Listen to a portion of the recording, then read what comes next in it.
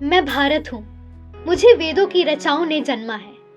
मेरे परिचय के लिए इतना ही पर्याप्त है कि अमृत स्वरूपा गंगा मेरी माँ है। हाँ, मैं भारत हूँ। मैं ऋषियों के आश्रम में पला हूँ, युग पुरुषों की उंगली थाम कर और संघर्षों की प्रचंड अग्नि में जला हूँ। मेरे इतिहास का पहला पन्ना तब लिखा गया था जब मनुष्य ने समय को दिन और तारीखों में बांटना नहीं सीखा था। 10,000 साल पहले मेरा खाका बनना शुरू हुआ था, लेकिन इतना पुराना इतिहास सिद्ध करने के लिए आज मेरे पास साक्ष्य नहीं है। लोग सवाल उठाते हैं कि सिंधु घटी सभ्यता का तो सिर्फ 3400 वर्ष ही हुए हैं, फिर मैं 10,000 वर्षों का दावा क्यों करता हूं?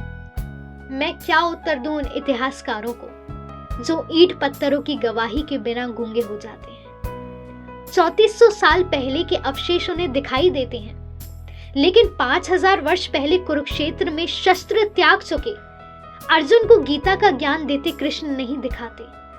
7000 वर्ष पहले सरयू के तट पर सूर्य को अर्घ्य देते राम नहीं दिखाई देते, और 8000 वर्ष पहले रची गई ऋचाएं नहीं दिखाई देती। आज मानचित्र पर जो मेरी छवि है, मैं हमेशा से ऐसा नहीं था। अनेकों टुकड़ों में कटा हुआ था, जनपद महाजनपदों में बटा हुआ था।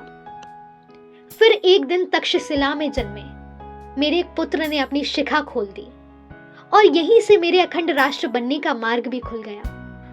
खंड खंड बिखरे हुए मेरे अंग एक ध्वजा तले सिमट आए। आज की भौगोलिक भाषा में कहूं तो चाणक्य और चंद्रगुप्त ने मुझे बिहार से बलूचिस्तान और कश्मीर से कंधर तक फैला दिया।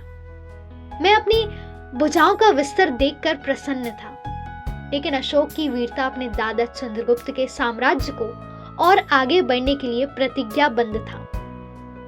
अशोक ने मेरी सीमाएं तक्षशिलाएं ईरान तक खींच दी।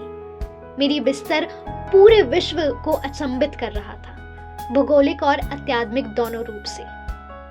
एक तरफ मेरे हाथों में चमकती हुई तलवारें लहरा रही थी, तो दूसरी ओर मेरे गले में बुद्ध और महावीर की बाड़ी गूंज रही थी। सदियां बीतती रही। मैं समय के धरातल पर कभी दौड़ा, कभी चला, कभी घुटनों के बल रेंगा, लेकिन रुका कभी नहीं। मुझे कृष्ण के वचन हमेशा याद रहे, यदि मैं सीधे हाथ से कर्म करूंगा तो मेरे उल्टे हाथ में विजय अवश्य होगी।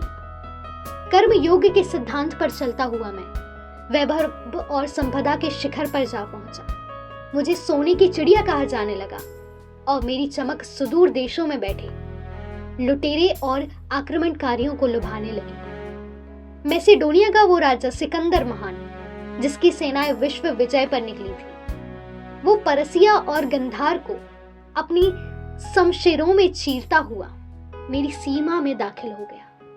सिकंदर दुनिया का बहुत बड़ा भूभाग्य जीत चुका था, और मुझे जीतने ही वाला था कि मेरा वीर पुत्र पंजाब का राजा पोरस उसके पागल घोड़ों के आगे दीवार बन के खड़ा हो गया।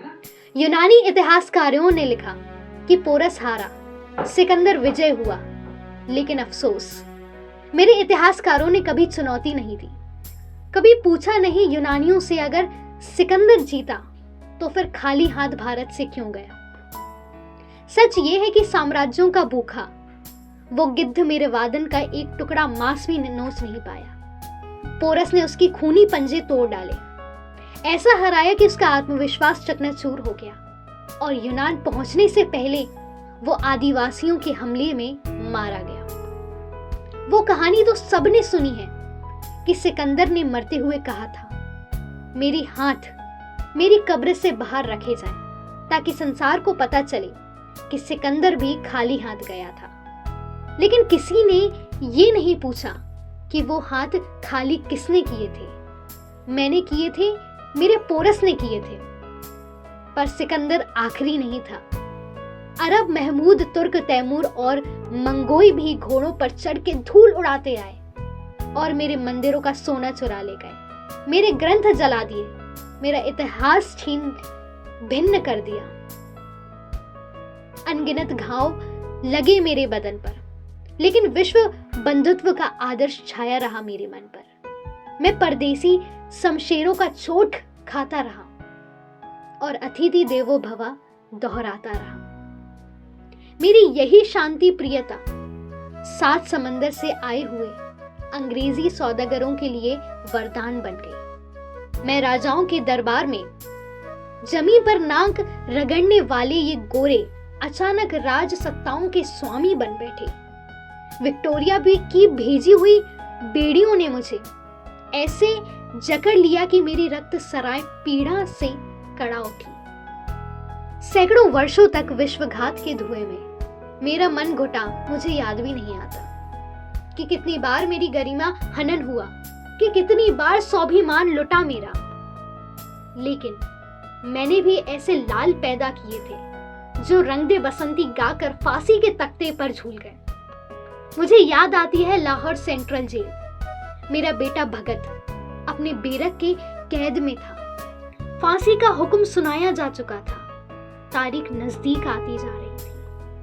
अंग्रेज अफसर रॉबर्ट और वर्कसर उससे मिलने आते थे।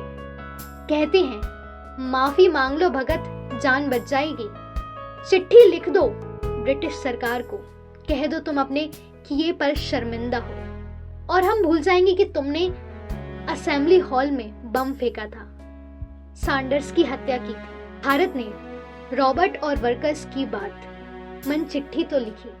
क्या लिखा था उस चिट्ठी में? भगत ने लिखा, मैं ब्रिटिश सरकार से अपील करता हूँ मुझे फांसी ना दी जाए, क्योंकि फांसी अपराधियों को दी जाती है और मैं क्रांतिकारी हूँ, भारत माता का सिपाही हूँ। मुझे भरे चौराहे पर गोली मार दी जाए। मैं युद्ध की विधान है कि गोली से मरने में सिपाही की शान है। बेगैरत अंग्रेज सरकार एक देशभक्त की जरा सी ख्वाहिश भी पूरी नहीं कर पाई। पहुंचा दिया मेरे भगत को फांसी के तख्ते तक। उसने सोचा, मुझे तो वीर गति चाहिए, गोली नहीं तो फांसी ही सही। भगत फांसी का फंदा ऐसे दीवानगी से चूमने लगा जैसे मेहंदी से सजे हुए अपने दुल्हन का हाथ चूम रहा हो। ए दुल्हन, मैं राख बन सतहल नदी में बह जाऊंगा। पूछ मत तेरी जुदाई दिल पर कैसी सह गया। मैं शहादत की खुशी पर जाते जाते दुख भी है। हाय आजादी, तेरी घूंघट उठाने रह गया। ये था मेरा वीर बेटा भगत। और मेरी बेटी जो दूध मुहा बच्चे को पीठ पर बांधकर अंग्रेजों से जा भिड़ी और उनकी लाल वर्दियों के धागे खोल दिए, लक्ष्मीबाई।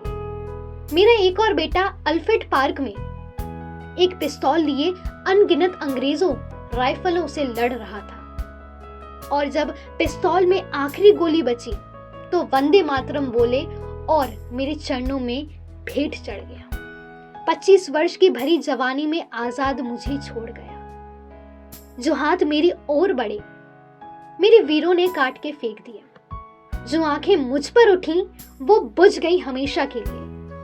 मैं भारत हूं, बलिदानियों के रक्त से भीगी हुई मेरी बादियां हैं। मेरे माथे पर स्वतंत्रता का 75वां सूर्य चमकने वाला है, क्योंकि मेरे सीने में शहीदों की समाधियां हैं। हाँ, मैं भारत हूं, मैं भारत हूं।